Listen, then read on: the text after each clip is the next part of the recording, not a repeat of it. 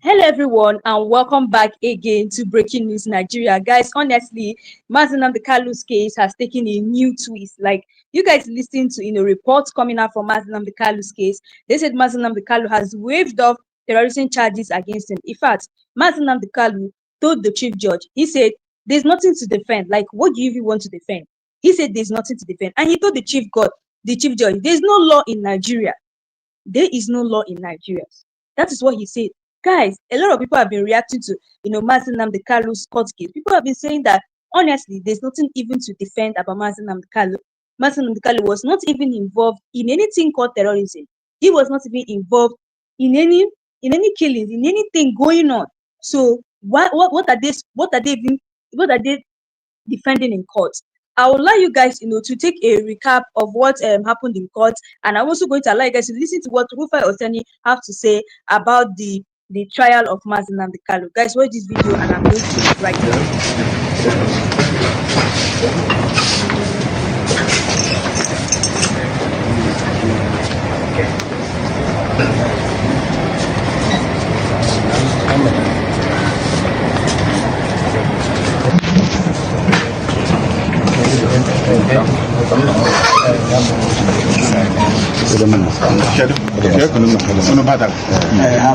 Where's the lying news agency of Nigeria? Are they here? Those liars and deceivers, are they here? That distort the news. You don't know what law is. You don't know what justice is. Where's the news agency of Nigeria? What are they?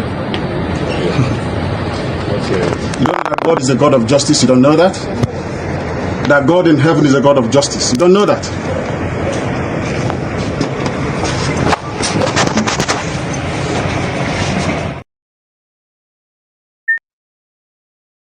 Listen to what Nnamdi Kanu said. Now, he told the Justice James Omotosho, he said, I am not a terrorist. I am not guilty of these charges. I'm fighting for the freedom of my people.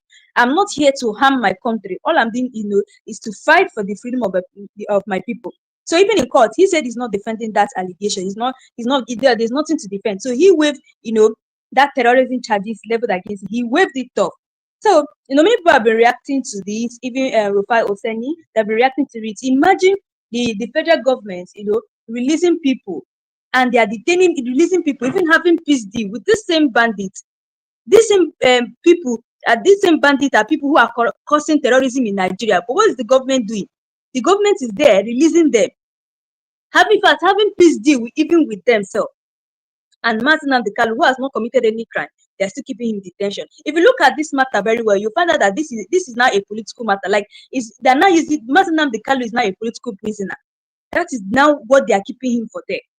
So, guys, I love you guys to listen to Rufai Oseni, and also as well as what other people have to say about the trial of Nnamdi Kanu, and I'm going to be right back. The hashtag Free Nnamdi Kanu has now taken center stage on X. Human rights activist Omoyele Sowore officially began mobilizing crowds for his planned hashtag Free Nnamdi Kanu march protest to the presidential villa set for next Monday, October 20th, to demand the release of the detained leader of the indigenous peoples of Biafra. While in a video posted on his X account, Kanu's special counsel, Barrister Aloy Ejimako, is seen speaking to the crowd as they sang songs of solidarity with Sowore's name. Let's take a look. I have decided, whatever it would take, that on October 20th, I will lead all of you to Aso Rock Village.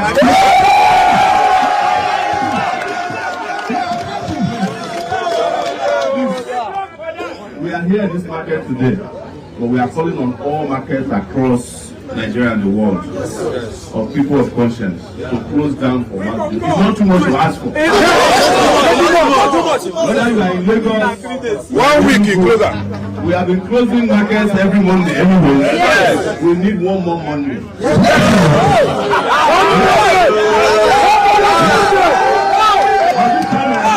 It's not about closing down the market, it's about bringing Nnamdi back home. And we are not doing this because we are Igbo, Yoruba, or Hausa. We are doing it because we are the good people of the world, not even Nigeria. Yes.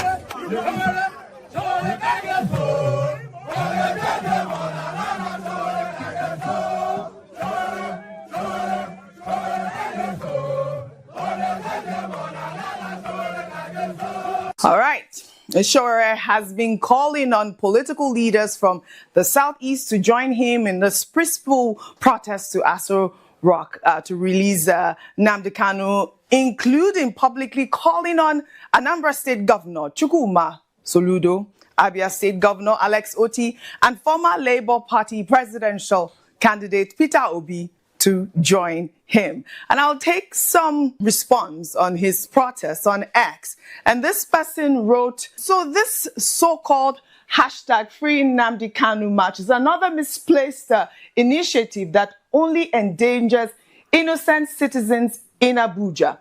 If you truly believe in your cause, start your protest from your region. Don't bring chaos to the streets of the federal capital.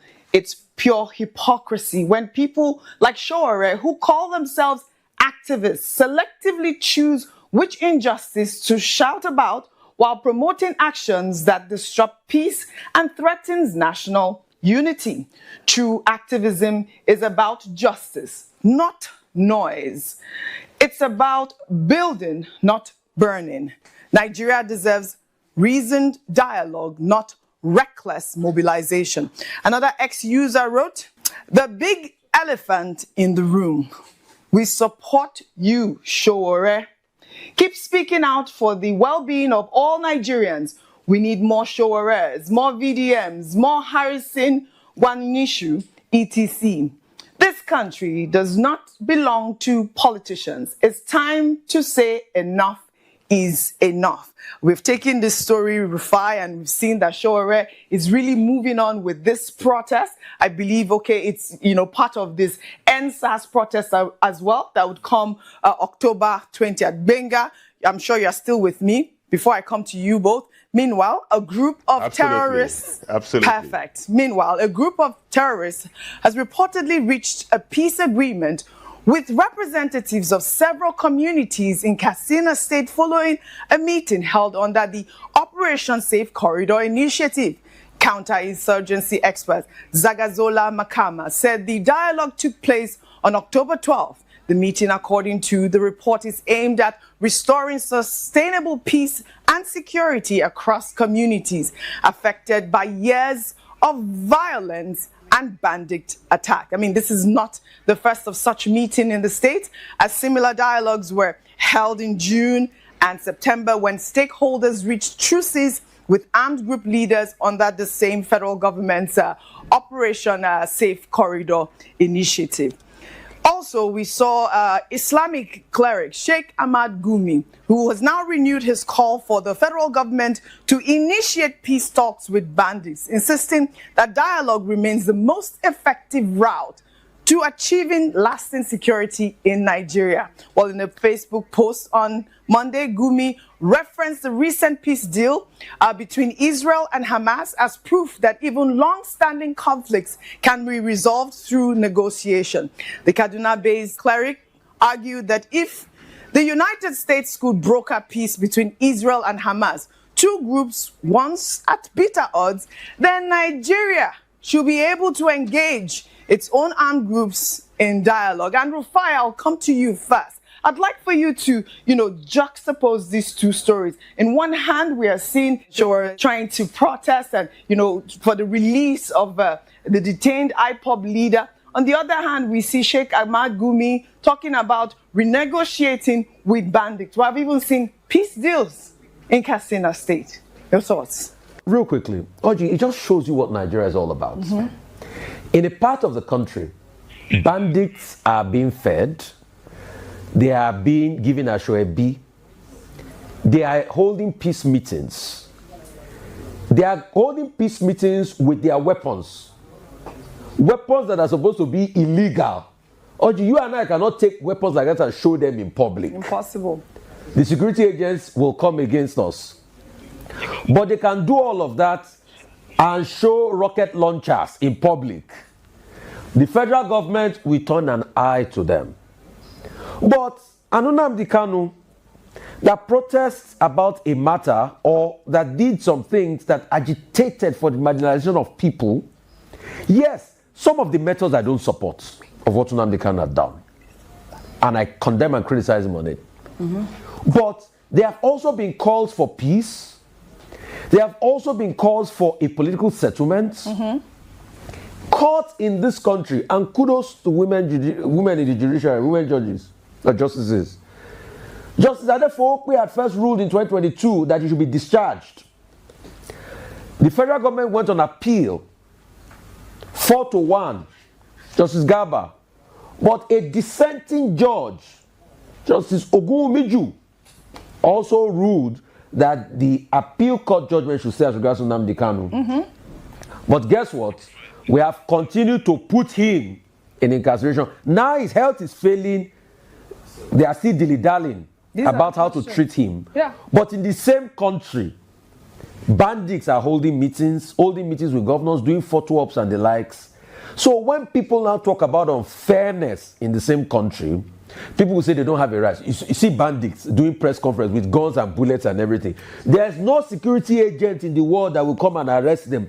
Is it that security agents cannot round them up as they are doing this peace meeting?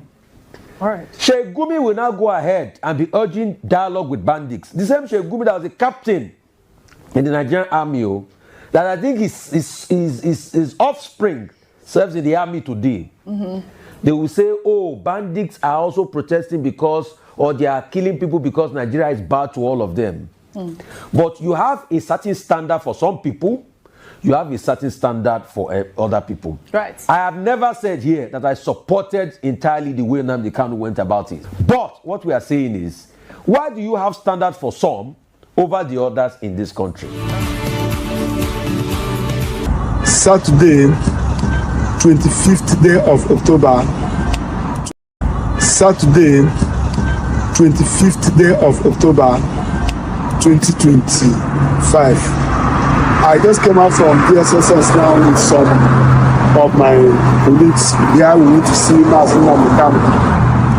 So, and as you can see, we are no longer representing him in this ongoing trial, but some other matters that for him, and which we have both in Court of Appeal, the Federal High Court, and in some other courts. So those ones we are handling for him. So he told us this afternoon that when after the city on Friday, he was brought back to DSSS. So reaching there, one DSSS officer attacked him. One DSSS officer attacked him. That's what he told us. So, and we said, okay, since it's like this, there's every need for him to draw attention to that incident to the court on Monday, when the matter will come up for a hearing. So you should let the court know, because we have consistently applied that he should be remanded at a correctional center where he will have an adequate time and conducive environment to prepare his defense. Now that the court went to the DSSS and attacked him, and he has been mentally tortured, he was sad, and this is somebody who wants to go and enter trial, enter defense on Monday. So just to update you people, and we have also told him what to inform the court about it. So that is the update. Thank you and God bless you. Right, so Wabuko, what's your reaction to kind of sacking his legal team led by Kanu Agabi and saying he's going to defend himself? How did you feel seeing him stand there in the dock and speak? How did you feel? Did you feel it was a passionate moment? Did you feel sorry for him? Did you feel that this man is like no other? How did you feel? Well, I don't feel sorry for him. Nnamdi Kanu has always been bold. He's a man that cannot be intimidated. That's the fact. He's a man that has been offered presumably all kinds of gratifications to drop the bid, and he has refused to do that. So I don't think he's somebody to be pitied. I think he knows what he's doing, though I didn't actually expect him to sack his legal counsel at this point of the trial. I expected him to have. In fact, for me, I think he needs more counsel now than what he did. I'm not shocked. I know that he has the capability of defending himself, and he has the constitutional right of defending himself. We have been asking why. Why? The previous analyst said that maybe he did that because of financial reasons. Maybe there's a financial undertone that some of these SANs charge a lot. But I don't think I agree. I think he's been engaging them for a long time. I mean, it's just like finally the tortoise is about to come out of the well and is suddenly crying. I'm just saying, it just seems like ill-timed if it's about financial decisions. I don't know. Why do you think he made that decision? Well, nobody knows. But what I am aware, and I'm sure, is that his legal team is aware. I think he must have discussed with them and proffered these reasons to them. That's what I think. I don't think finance is a factor here. I don't think that the lawyers were overcharging him and then he had to lay them off. No, I am very sure that some of them are even doing it pro bono. I can vouch that some of the lawyers are doing it pro bono. A lot of people believe in his cause. A lot of people believe that he has a right to his freedom and liberty. So I don't think it's about money. I think he has his personal reasons, which he has not told anybody besides his legal team. I think they discussed and agreed. Whatever he will do today or subsequent days, I think it's in concert with his legal team. I think that they are still working from the background. You may not see them in Kobe then. I think they're still working with him. Nnamdi Kanu would justifiably feel that he has been oppressed by the system. He has been held in custody, going through so much. You know what it means to be in a room and someone says you can't get out? All you can do is discuss with the wall. You are there losing your mind, and then you say you want to stand there in the dock and defend yourself. You are calling on Wike, calling on Malami and other high-profile individuals. You want to question them. You want them to serve as witnesses, and you are doing it in such an emotional, passionate moment. How do you feel Kanu would handle this case since he's opted to defend himself? Well, we're not going to see anything different for what he has done before. He's going to come out there, roar like a lion, and then ventilate his views about the charges against him. I believe that one of the reasons why he dropped his legal team was that for him, he may not actually have ample time with his team. You know, I don't think they gave the lawyers enough access to him, so he will be he complained about that. Yeah, so if you are not giving him access to his lawyers, then more or less like the lawyers may not actually do much for him if he doesn't have unfettered access to legal representation, because some of them will go and DSS will not allow them to access him. Sometimes if he wants to be interviewed by his lawyers, there will be cameras everywhere.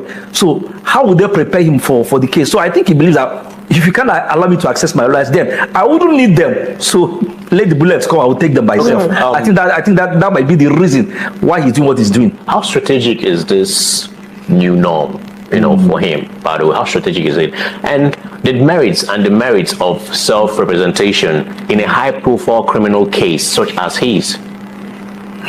Like I said earlier on, if he's not allowed unfettered access to his lawyers, it's as good as the lawyers who doesn't need to be in court. So it will still be people who are representing him. They are not allowed to prep him for the case. So it's as good as they are not needed in the court. So strategically, well, I think he will do his best. I think he's well knowledgeable. I think he has a lot of facts and knowledge. He knows the law. See, this time around, it's not about the law, it's about the facts of the case. Because the charge against him, there's a legal aspect to it and there's also a factual aspect to it. That's right. The fact is that he did commit acts of terror. That's the fact. Now, if you establish that he committed acts of terror, then the law will now be applied to him. So from that doc, he's not going to give you legal postulations or legal views. He will give you evidence about the facts. So where lawyers are needed is to guide him so that he doesn't, skid off. But what it has to do with the facts. What is there to do during this examination in chief is to reel out what actually happened. There is a charge against him that he committed acts of terror. So what he will do is that he will tell his own story about what he did and what he did not do. So for him, he feels that he doesn't actually need a legal counsel this time around. For him to dock these weaknesses like high-profile individuals in Nigeria, by the way, how do you think this is going to pan out? And as I stated, we've been asking that question: are they going to respond and come and defend themselves? But definitely, it was stated that yes, once you are being called upon, you have to come to the law court and defend yourself. So how do you see this panning out? Him naming these high-profile individuals as witnesses. First, I think he named them to establish that he is not a terrorist, right? So these are people who are somewhat connected to his maybe rendition, illegal rendition, who are connected to several acts, people like Governor of Imo State that was reported to say that the acts of terror in the state were not perpetrated by IPOB. So I think he picked some people who he feels that they will actually make his case better. Now, as regards to whether they will come, there are witnesses that are competent and compellable. When you have to do witnesses, you look about competence and compellability. So issue of subpoena is an order of court to produce them. Now, whoever is subpoenaed to come and give evidence also has a right to file an application in court, telling the court that I don't have any connection to this case. These people, so that he's called, they are not there to basically pour sand in his case. They are there to probably say some things that could make a better case for him. Do you see that happening? You talked about Hope Uzodinma now that has once dissociated the issues in the state from IPOB, right? Yes. So that's on one side. What about the FCT minister? Would he make Nnamdi Kanu's case better for him? Actually, I don't think any of them will make his case better. But then in law, there's what we call a hostile witness. A hostile witness is when your witness turns against you. So if they come to court, they announce Nnamdi Kanu's witnesses. Now, if they give evidence contrary to evidence that will support Nnamdi Kanu's bid, what Nnamdi Kanu will do is to declare them hostile witnesses and put questions to them.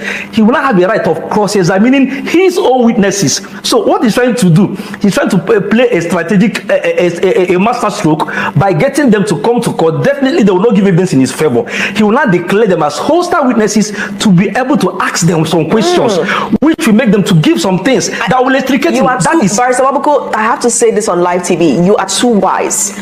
You are just too wise. The way you unravel this case, the way you just, I mean, if everybody is turning the tables, then let's all turn the tables symbolically.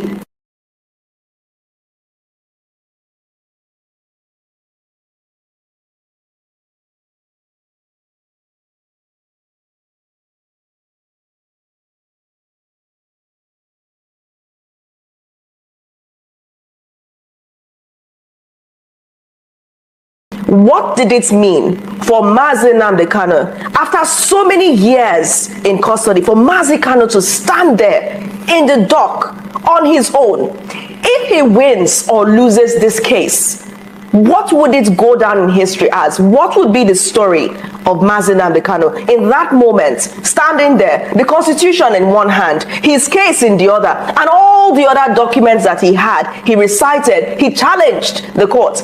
What would that go down in history as? Well, actually, I think that has shown somebody who is bold enough to stand for what he believes in, bold enough to stand against all odds. You know what it means that you are facing a terror charge and then you are not cowering in fear. Because actually what people expected him to do is to go for settlement. And he's saying, I'm not settling. He's simply saying, I didn't do this. I know a lot of people have approached him to try to settle out of court, to try to look at the option of settlement out of court, to try a sort of ADR. But he shows someone who is very resolute in what he wants. He's already making headlines. All of us are talking about him today because he's resolute in what he wants to achieve. So what's the case? What are the key issues in Mazi Kanu's case? We're seeing him in court. We're talking about what the court is doing, what police is doing. Could you strategically tell us what the exact cases are before Mazi Kanu at this point? Since he's defending himself, we will say before Mazi Kanu. What are these terrorism charges in the first place? Well, the charges are very clear. The Terrorism Act is very clear. Terrorism Prevention Act and Prohibition Act is there. So what he's trying to do is to establish two things. One, that he didn't commit any act of terror, that he didn't incite people to violence, that he didn't encourage people to commit, that he himself didn't kill anybody or commit acts. Then, secondly, he will also try to establish that the court has no jurisdiction. That's why he's bringing some of those people in to talk about his illegal rendition, because he's bringing some of these people like Buratai to court to actually ask them questions as to how they brought him all the way from Kenya to Nigeria. So he's trying to establish two things. One, that he didn't commit acts of terror. Secondly, that the court has no jurisdiction to try him, since he's made applications which the court refused, up to the Supreme Court that remitted the matter for a trial. He's not trying to get to be on record by the evidence of the state itself. That's what he's trying to do. Get people who were once governors, who are in the military, who were former governors, to come and give evidence for him as hostile witnesses as to how he was illegally renditioned to Nigeria.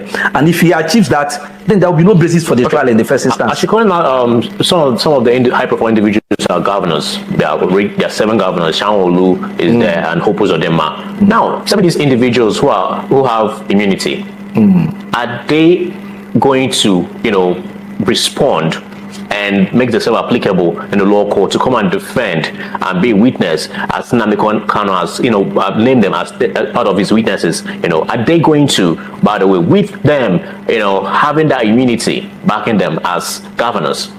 Well, they have a duty to do if they don't want to come to court. If the court issues a subpoena for a witness to come, the witness has a right to file an application stating explicitly while he or she will not be in court to give evidence. So people who have the legal protection of immunity can bring an application to state that, hey, under the law, we are shielded. However, you know what the Constitution does by that provision is not to shield them from giving evidence, but to shield them from being prosecuted. Oh, yeah. So the Constitution does not shield them from giving evidence in any matter. What the Constitution shields them is for being sued to court. So if you are bringing them as a witness, there's no immunity from giving evidence, but there's an immunity from or against prosecution. So that they can still bring an application to court to stop them from coming to court on the basis of their position in government. They can do that. It's not left for the court to rule whether they can be compelled to give evidence or whether they should be let off the hook. We saw him in the dock right there, reading out certain things, and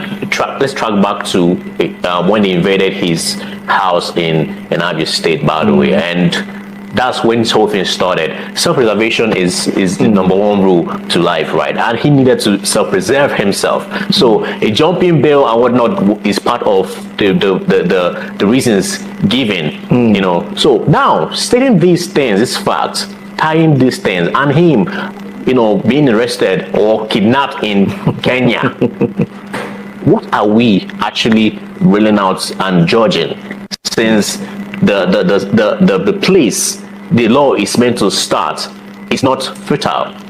So you see, that's what we have been saying. We know that whatever happened in our father at that time, understand? For me, I will keep on saying Nnamdi Kanu did not jump bail. He did not. They were about killing him. It's very clear. The military wanted to do what they call show of force, and they carried the show of force from Umuahia Township to his village, to his father's house. They were proof. They were shot into his house. So it was not a show of force. So for me, I think there was an attempt to, let me use their phrase, neutralize him. So it was an act of self-preservation. We keep on saying that he did not jump bail. They tried to neutralize him. That's what happened. And then he escaped for his life before he was illegally renditioned to Nigeria. It was not even an arrangement between Nigerian government and Kenyan government. It was a stealth action. And they ruled against it, though, the Kenyan courts. Yeah. Yes. So now you move into this issue. It's high profile. And some people may be justifiably concerned that at this time, this is when he needs his counsel. You said something earlier that he may not have had unfettered access to his legal team, and he complained about that as well, meaning that they might not be able to have the amount of grip on the story or his story as he would like. So he's like, let me just do it myself. That's what we're speculating on right now. Yes, just speculation. Yeah, just what we're speculating on right now. So does that translate to him possibly not trusting his legal team to handle this case, judging by the lack of communication that they've had due to the officials around them? No, it's not a matter of trust deficit. It's a matter of breach of the Constitution, because Section 36 is very clear that whoever is sued in an action as an accused person should be given ample time, opportunity, and legal representation. So what does he think? What does he think the council lacks? The council does not lack anything. The only thing that is the problem is that they were not allowing his lawyers to prepare him adequately for his case. Then does that show a depth of information? Yes. So I think it's a matter of breach of the Constitution, because how can they prepare him when they are preparing him under cameras? How can you prepare your clients? So so based on the story, you're not allowed access to your counsel. We were trying to draw a timeline, because what journalists have not been able to unravel is why. So, if we're to make a story out of this, Nnamdi Kanu has not had as much access to his legal counsel as he would like. Yes. Essentially, that means he's not been able to converse with them. And what are you conversing about? Information. Yes. So if he feels his legal counsel has enough information, then they can go ahead. You already ruled out financials. You ruled it out. The lawyers will not have adequate information. Exactly. So you know one of the reasons why bail is granted is to allow an accused person to prepare his case. How can he prepare his case under CCTV cameras? What will his lawyer say? So this is whatever his lawyer will say will be used against the lawyers. So we're using the elimination method. We've eliminated financials, It cannot be financials. Eliminated trust. It's not a trust deficit. Yes. But it's possible that it's an information deficit. Definitely. So he feels he has the most information about his case. Definitely. And as such can present and defend his case. You see, there are things as a client you can only tell your lawyer, and no other ears will hear it.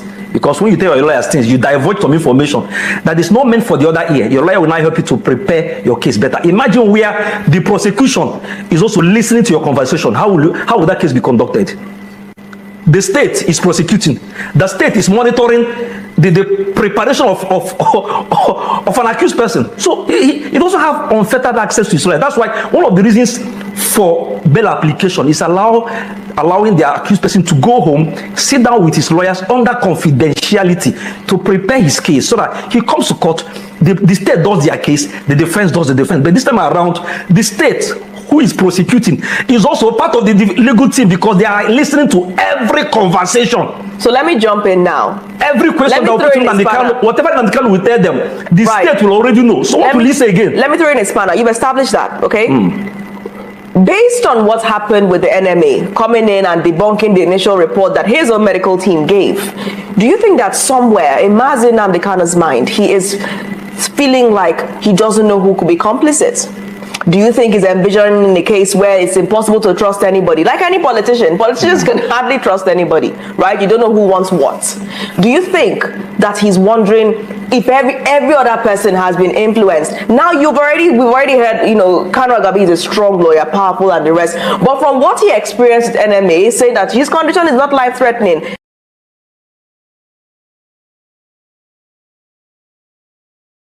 And we saw his team earlier appeal to the NMA not to be compromised. They said it because they envisioned the possibility. Now, this is not to say they were, but his team initially envisioned the possibility and appealed to them not to be used as weapons or tools.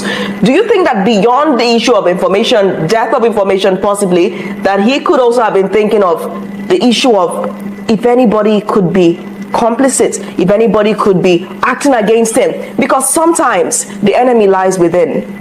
Well, question you have to ask is that when the enemy said that he was fit, did they produce any result? They ran a check on him, right? Did they produce any medical result that his liver is functioning, his kidney is functioning? Did we see that? They simply said, we think he's fit to stand trial, right? Now they can say, no problem, let me stand trial. Let's go ahead with the trial. So I think it's a matter of a lot of people will believe, general view will believe that NMA did it. You are conducting a medical examination under the watchful eye. NMA's position is justified. My question to you, Barrister Wabuko, is could that anti-incident have affected Nnamdi Kanu in a certain way that he's wondering if everybody else is compromised? Definitely, he's seen himself as being alone. There's nobody on his side again. So he has decided to go all out to defend himself without anybody assisting him this time around. So I think that he doesn't actually believe that any other person can assist him now. If every other thing is working against him, the medical team, in fact, he was not even allowed. Imagine where he was not, his lawyers were not even allowed, his doctors were not even allowed to examine him. And the court had to order NMA. Why should the court order NMA? Doesn't he have his own medical practitioner?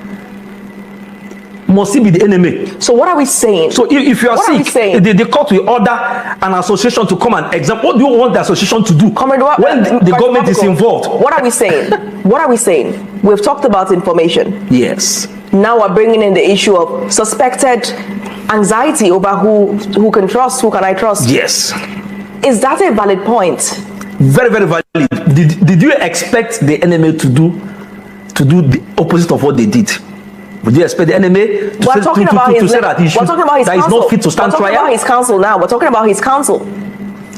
I said earlier on that his lawyer cannot prepare him when the prosecution will also be part of his preparation, because whatever they are doing, they will do it in custody, in DSS custody, with CCTV cameras. What will he tell his lawyer? So, see, there are information that you will not divulge until you go to court. So this is now, this information will not be in the open even before the matter goes to court. So this is not a case of him not probably trusting those around him. This is a case of him saying, it's better I keep what I know in my head. Inside, and then say it open. The table. Okay. Yes, and say it open, so that every year we hear it. Because if he does that, the oath of confidentiality will be broken, because whatever he's telling his lawyers, DSS is aware of it, federal government is aware of it, Justice Omotosho is aware of it, even before the matter is given as an evidence. So and they wait for him. This so time he'll be around, ambushed in court. This time around, he has decided that since he can't discuss privately with his lawyers, keep it inside. He wants to internalize and break the table in court. Exactly, break all the table, all the legs of the table, so that everybody will hear it, including the media, including the press, including every other person in the court. They will hear it for the first time. So are we eliminating the death of information and possible suspicions around complicity? As regards to his legal counsel, issue of suspicion is not there, but issue of lack of access, unfettered access to his legal counsel, that is what has rightly played out. Okay. Let's talk about Nnamdi Kanu's personality and the kind of person he is. He can be provocative sometimes and all that, his temperament and all. How can he manage in a law court that they need order in the court? Being the kind of person he is it going to be excuse of those attitudes while he stand, as a self-defendant? I think the court will try to control whatever is happening. The court is the dominus litis of a case, so the court will try to slow him down. So he raises his voice, he starts screaming. The court will try to, and that's why maybe his lawyers because his lawyers will try to tell him to calm down. This is what nobody will tell him to calm down aside the court. So I think that the court will actually try to slow him down, try to get him to calm down. Once I believe that Justice Omotosho will show a certain level of understanding, and then I think everything will play out very well. Okay, looking at this case, right, from a permutation, how would this pan out after the 90 days? If granted. If granted, by the way, yeah.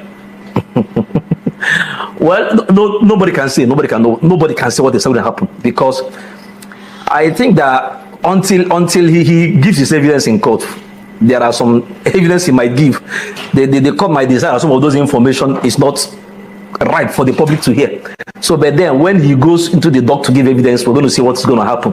But for now, nobody is sure what will transpire in court. Nobody's very sure. Are we about to experience a shockwave in Nigeria that same things that are going to be said in that law court is going to have a ripple effect? That's exactly what Nnamdi Kanu is trying to do. He's trying to make sure that, because I know that there are certain things he may want to say, and his legal counsel will say, please don't go there. Don't cause chaos or crisis. From the grapevine, right? Yeah. Said that certain reasons, part of the reasons why what is happening now is happening is because these individuals, these legal luminaries, always try to avert certain things to be said and put out there. So continue. So when you are representing a client, there are certain information your client will give you. You try to rearrange it, or there are things you tell your client, please don't say this in court, okay? Let's rather go through this route. Now the lawyers, they know the decorum of the court, they know the demeanor of the court, they know the mindset of the courtroom, and then the setting. So they will try to avoid some certain things. But this time around, I think Nnamdi Kanu doesn't want that.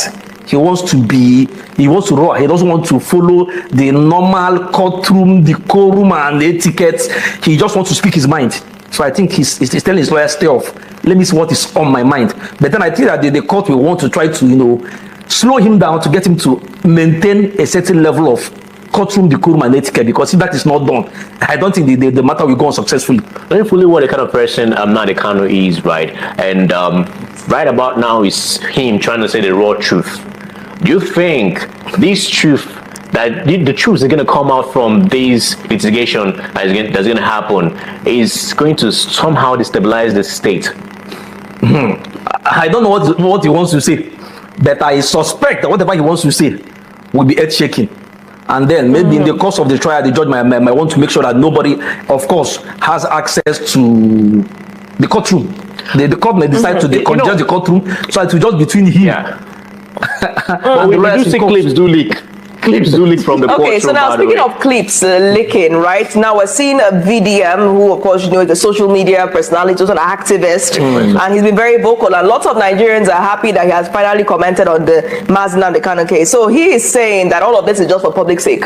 Okay, in line with what Oji said, he said Nnamdi Kanu will likely be released at his old age. That's the government's plan. All these court appearances are just for public sake. Many Southeast leaders are behind his arrest. That's what BDM is saying about it. How do you respond? Do you think that Nnamdi Kanu, would they want to keep him maybe for 20 more years, as BDM is saying, till he's old and too weak to agitate for Biafra? You know, BDM is a content creator. He's free to say anything he wants to say. I understand. But whatever he said is a very big falsehood. See, this Nnamdi Kanu's case is not a common case. Even the federal government is not finding it very, very easy. Understand? Because this is a matter that has gone viral. It's not the everyday criminal matters that comes to court that will just be expeditiously tried, right? So it's a very sensitive issue. It's an issue that has to do with beyond a region, beyond a sub-region. It's a matter that is sensitive to the hearts of Igbo, wherever they are, whether they are in the southeast or outside the southeast. So it's a matter that has to do with self-determination. So whenever you mention Biafra, a certain kind of emotion is evoked in the heart of the Igbo man and the Igbo woman. So the federal government is not actually trying to detain him. For now, if you ask me, my personal view, as at this stage, the federal government is actually in a dilemma. So away from do we convict him? Do we free him? Yes. The federal government is in a dilemma. Speaking of this dilemma, Oji. Yeah. Talking about convicting Nnamdi Kanu, you're a lawyer. Yes. How would you convict somebody that the processes of bringing him into the country and the self-preservation when they invaded his family house in Omaya? So where do you start from to put the traces? That is really what I'm saying. That the federal government is facing a dilemma because Nnamdi Kanu has kept on happening. Two major planks. One, that he didn't jump bail because the reason he was denied bail the second time was that he allegedly jumped bail in the first time. Yeah. And he's saying, I have the right to be granted bail. I didn't jump bail. There was an attempt on my life. I only tried to preserve my life. The Constitution guarantees him the right to life. So we have two more questions before we wrap up because we're running out of time.